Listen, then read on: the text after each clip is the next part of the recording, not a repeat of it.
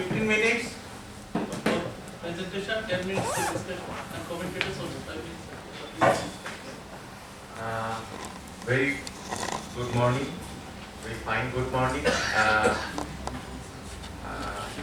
At the outset, I would like to thank Professor Pandey, respected Professor Pandey, and all the respected teachers, my teachers. I think all of my teachers, like teachers figure present here, and my friends, my colleagues from my own department and from other department also. In this paper, I have presented my thought in a reverse way. All my co-presenters here, they try to bring some similarities, or they try to show some similarities between Wittgenstein and some Indian philosophical issues in Indian philosophy, presupposing some dissimilarity between them. But in my paper, I will start with some similarity, and then I will emphasize on some dissimilarity between some issues in Wittgenstein and Naive. So the title of my paper is The Concept of Agency, Early Wittgenstein vis-a-vis Naive. The concept of agency is already have been touched in various papers, like Professor Panish Selvan's paper in the subjectivity and the soul, and in the earlier session, all the earlier sessions, we have Shankar's concept of soul and the Wittgenstein conception of soul. Here we have much enriched discussion. So without wasting any time, all the paper, I will just mention some portion of my paper. Read out. I will read out. Wittgenstein limits himself to give only a very rough approximation of the notion of agent as a human being. He simply sketches that human being is a human body connected to the phenomenal will, that is, to the will that sets the human body in motion, the empirical wanting to act. In notebook, entry 21.7.60. Although the phrase human being appears in Proto-Tractatus and Tractatus, Wittgenstein makes no attempt to unpack this notion at all in this text, except for a very indirect indication to the idea of human body connected to the phenomenal will in Tractatus 5.33541 and in Tractatus 5.631. In later entry, he writes, "If I wrote a book, the world as I found it, I should also have therein to report on my body and say which members obey my will and which do not." Wittgenstein discussed relation of will to action in notebook also. Here, he, under the influence of Schopenhauer, states the fact that I will and action consist in my performance the action, not in my doing something else, which causes the action. So he concludes, willing is acting. He didn't want to differentiate action and will. Actually, he equates action and willing. Wittgenstein willing something is not an internal event proceeding another external event such as an action.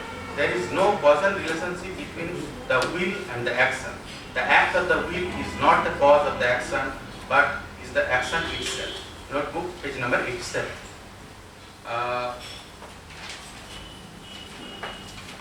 Here, Wittgenstein also have some comments on subjectivity.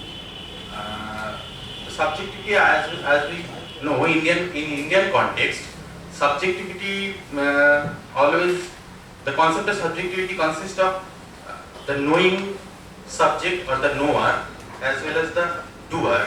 That means the jnata and the karta.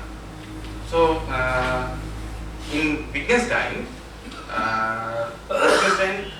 we may find some different notion of subjectivity. First one is the thinking subject. He wrote about thinking subject in notebook. The thinking subject is surely mere an illusion, but the willing subject exists. If I will did not exist, if the will did not exist, neither would there be the center of the world, which we call then I, and which is the bearer of ethics. That is good and evil is essentially the I, not the world. Then the I is the deeply mysterious. Notebook, entry 5th August 1916. In notebook entries, here Wittgenstein draws a contrast between the notion of thinking subject and the willing subject. Actually, Wittgenstein find the notion of thinking subject and willing subject somehow problematic, and he make a distinction between willing subject and thinking subject. We have already established that the notion of thinking subject is that of an object-like, non-object-like subject that is rejected by Wittgenstein in notebooks on the grounds that is part of self-stratifying approach. Wittgenstein's conception of subject is not an object. Already we have some discussion in Professor Paneer Selvan's paper that Wittgensteinian subject is not an object. It can be the transcendental or perspectival, but in my paper I rejected all the transcendental interpretation and the perspectival interpretation of the subject. I don't want to mention it here. Just I will mention some remarks from the notebook. In notebook, when Wittgenstein talks willing subject as condition, what we must have in mind is that the condition of ethics. Let us consider some entries in the notebook. That my will penetrates the world, that my will is good or evil. Therefore, the good and evil are somehow connected with meaning of the world. The world is given me, that is to say, my will enters into the world completely from outside as into something that is already there. As for what my will is, I don't know yet. That is why we have the feeling of being dependent on an alien will. Suppose that man could not exercise his will but had to suffer all the misery of this world, when what could make him happy? How can man be happy at all, since he cannot ward off the misery of this world through the life of the knowledge? A good conscience is the happiness that life of knowledge preserves. In all these entries, the willing subject is discussed in the context of strictly ethical questions relating to happiness and unhappiness, the meaning of life, etc.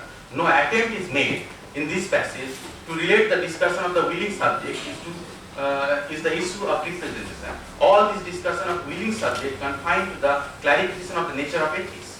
The last entry indicates that the willing subject as condition of ethics is different from the knowing or experiencing subject. No further textual entry in notebooks strongly support the view that Wittgenstein regards the willing subject as the condition of representation as well as the condition of ethics. Now I will make a contrast the notion of agency with the notion of agency in Wittgenstein. I think it's in notebook and briefly in Tractatus with the notion of agency in the Naya school. Naya defends a more robust notion of self and the agency. In the Naya Sutra 1.1.10, the self as an agent has been characterized with volition, prayatna, and the cognition jnana. Similarly, in Nayavasti Tatparya Tika 4.1.21, the concept of agent has been characterized by the inherence of volition, intention, that is chikitsa, and the cognition. The later Nayayikis have also maintained this line of thought. They all at the same time offered a coherent account of agency as knower and as of agent as doer. These various aspects of selfhood and agency come together neatly when you consider the concept of agency in NAV. An agent performs intentional actions under her volition, which is triggered by her own cognitive and affective states. Her volitional acts further generate moral consequences which she must bear and which are, in the Indian context, embodied in the form of karmic merit and demerit. Dharma sambandhi for Nyaya agency is therefore a special expression of the self's different capacities and potentialities, which coherently ties them together. In this section, I will consider Nyaya conception of agency as self briefly. Nyaya thesis is that the agent self must be knower as well. In Nyaya Sutra 1.1.10, it has been said, which provides the, it has been said, characteristics of the self: desire, aversion, volition, pleasure, pain, and cognition are the characteristics of the self. In all the subsequent commentary, we have these notions. I will mention here the Vishwanatha's position. Vishwanatha, in his Bhasa Paricheda, he states the cognition. Actually, here I have drawn a chart. How cognition causes in the sense of wider sense, causes the intention, and intention causes the volition, and volition or prayatna causes the bodily action. In Bhasa Parichad, page number 147, 151, sorry, page number, this is the Karika number. Intention is a desire or ichha whose object is an action that can be accomplished by one's effort. It is formed when one cognizes that an act will produce something. Absence of cognition that the act in question would have understandable outcomes of sufficient strength. Baksano, the Ardinoyaito, one of the Ardinoyaitos, has argued that the cognitive agency is an important feature of Nyaya self, and this line of thought is continued in Nyaya Manjari also. I have referred some Karikas of Nyaya Manjari. Nyaya Manjari in Karika number 61. As a metaphysical category, Nayayikos restrict agency to sentient volitional beings. Vachaspati Mishra suggests that being an agent, that is kartitva, is to be characterized by the inherence of volitional intention, that is chikitsa, and the cognition of jnana. Jnana, chikitsa, prayatna, samanya, lakshanatva, kartitva. Nyayavati Tattvarya Tika 4.1.21. Further argues that these three features of agency cannot easily be separated. This is the important point.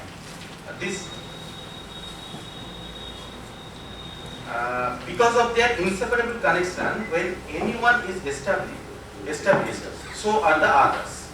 This claim further support what we have noted above. The Nyaya considered the connection of properties associated with the agency to be essentially intertwined. Annam Bhatta follows the Vachaspati Mishra in the Vachaspati Mishra's line of thought in this regard. From him, an agent or that is karta is to be characterized by the direct cognition, that is jnana, of the material causes of an effect, by intention, that is chikitsa, and the volition. From these accounts, agency is a capacity to initiate action with some degree of independence, in the sense of that action flows from the objectives, decision, and efforts of the individual who has cognitive capacity to superinitiate the action. From the above discussion, it is clear that Nyaya account of self as an agent is a coherent summation of cognitive as well as willing aspect. This account also provides a good analysis of interrelationship of various aspects of self. But if we turn back to the Wittgenstein counterpart, it is clear that a consistent analysis of different aspect of agency is lacking there. Thank you.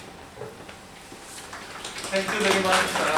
Now may I request the doctor to comment on the paper presented by. Please.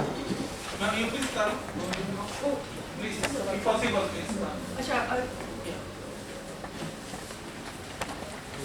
guess we should keep in the middle while the people are moving. अब यहाँ पे और कोई condition है नहीं शायद.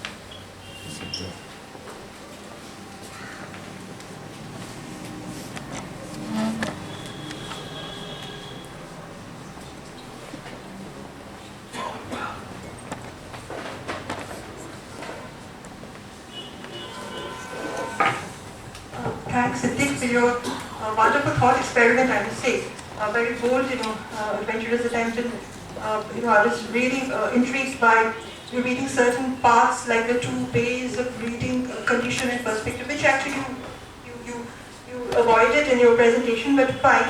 Now, I would just make certain comments that before you prioritize the Nyaya system over the Krakatauian one, there are a few things to be considered, like Wittgenstein deliberately, he had certain reasons why he avoided the notion of causality in the Krakatauian framework. That is what I was trying to say yesterday, that, he wanted to have an analytic rigor where the whole will not spill over the parts.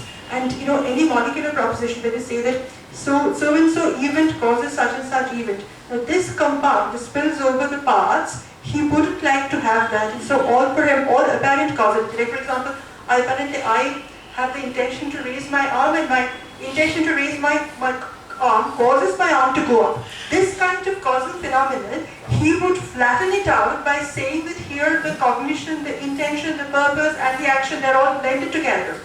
If you insist on there being a causal framework, what happens that, with causation means the cause is temporary prior to the effect.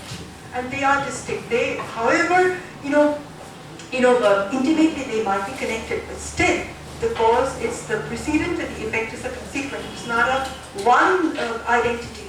And you can know the effect without the cause, you can know the cause without the effect. There, epistemological gaps with the cause is always possible, which is not there when the action, intention, the purpose, consequence, everything is brought into one whole. That is what Wittgenstein was saying in the notebooks and practices, and even he followed it up in his later period, that you cannot externalize the will, the intention as something non-special precedent of the action. They are together. And even when you were talking about quoting the Nayayikas like Vachaspati Mishra or Jayanta Manjari, they say that one cannot be separate from the other, but why are they following the causal model? If you follow the causal model, you see the cause is conceptually separable from the effect, and the effect is conceptually separable from the cause. That is what motivated Wittgenstein not to follow the causal effect, causal model. And about the willing subject, being outside, because if you externalize the will as a non-special something, then it is not part of the world. Whatever is, the actions are states of affairs. The actions in practice there is only the combinations of the objects, and our actions are also combinations. Will, the connection with the cognition, with the will, with the consequence, everything is one. And the goodwill, when the ethical dimension comes in, the goodwill is that limiting thing which, they're like tautology. Tautology, there is no distinction between the subject and the predicate. Similarly, the goodwill, you see, there is the distinction between the intention, the action, and the consequence. Whatever be it, you're in a goodwill, the action is always satisfied. Like a tautology is always satisfied. In your bad will is never satisfied by contradiction. So I think I stop with this. If you just work more into the Krakatauian logistics, why he abandoned the causal model, and then you can come up with a more fruitful comparison between the Nyaya, whether the Nyaya has an upper hand over practice. Thank you. Thank you. We have only 5 minutes at our end as far as the instruction given by the organizer. So I invite a few questions. We should complete it within 5 minutes. Okay, thank you very much, Siddiq Halamde. Yes, I want to know from you that in your abstracts I have seen that you have written that an agent is necessarily epistemic as well as moral agent. And then you have written that the epistemic part of agency is the knower and the moral part is the doer. So have you come across in Wittgenstein's philosophy that any classification of agency in Wittgenstein's philosophy or basically in Tractatus? So, or is there any basic difference between a knower and a doer? Because a knower may be a doer. Yes. It is logically possible that a person may be knower and a doer at the same time. Yes. So, please to clarify. Yes. This very problem I have addressed in my paper. Actually, in my view, for Wittgenstein, combine the knower part of agency and the doer part of agency, he finds these two concepts are problematic, and actually he puts knower part, I think, in my reading of Wittgenstein, knower part in the psychological, that is out of philosophical discussion, and the subject which is philosophical, which is part of this philosophical discussion, that is metaphysical subject, it actually lacks that coherent unity. In my opinion, it lacks that coherent unity of the knowing part and the doing part of the agency. This is my criticism from the Nair standpoint. Any other, please? Any other? Your paper, what is actually it is a wonderful presentation, and I need a clarification that Wittgenstein, early Wittgenstein, he talks about the attitude and the meta self. Later on, he talks about the intention and agent. But how do we relate the attitude with intention and self with the agent? So, do you think that attitude has been replaced by the word intention in the latter part? In Wittgenstein Tractatus, there is no such direct reference of intention. Actually, in one entry of notebook, he wrote a fragmentary comment in a single sentence or two sentences, I think. In a single two sentences. In two sentences, he wrote about intention and will, the relation between intention, will, and action. But in Tractatus, I think there is no such direct reference between the relation between intention, will, and action, and what you talking about attitude. So what he has said, the ethical attitude about the reading of the Tractatus, the ethical point of the Tractatus, I think it is a different point he has read, the limiting our thought, limiting our language.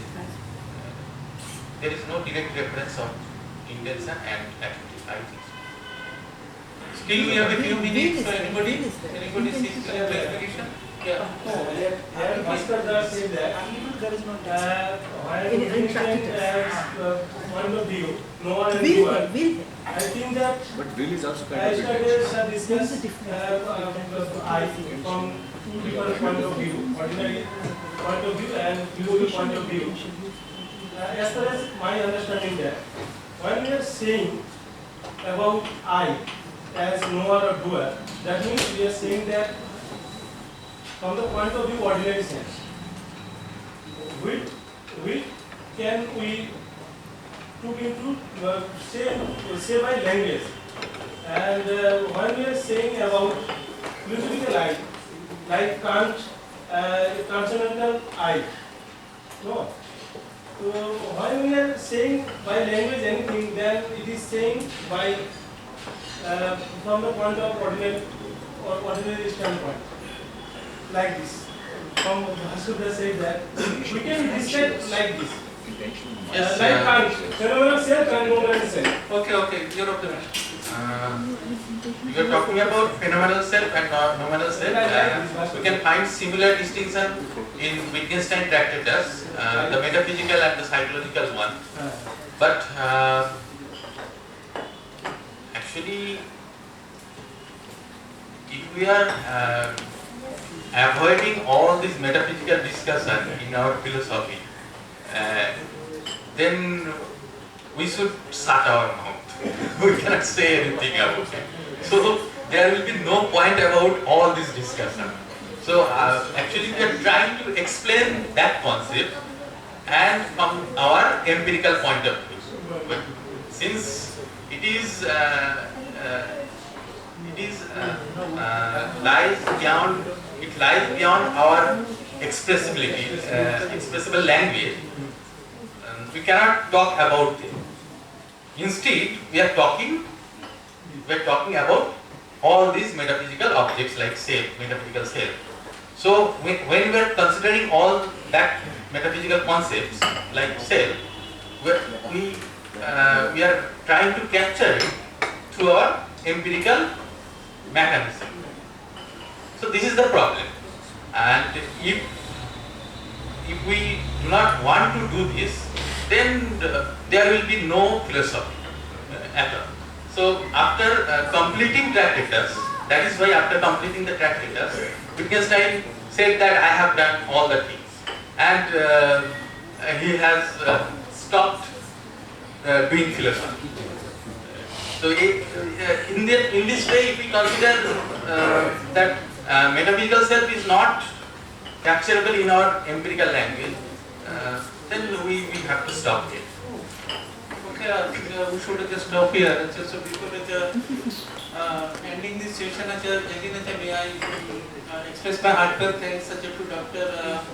Mitra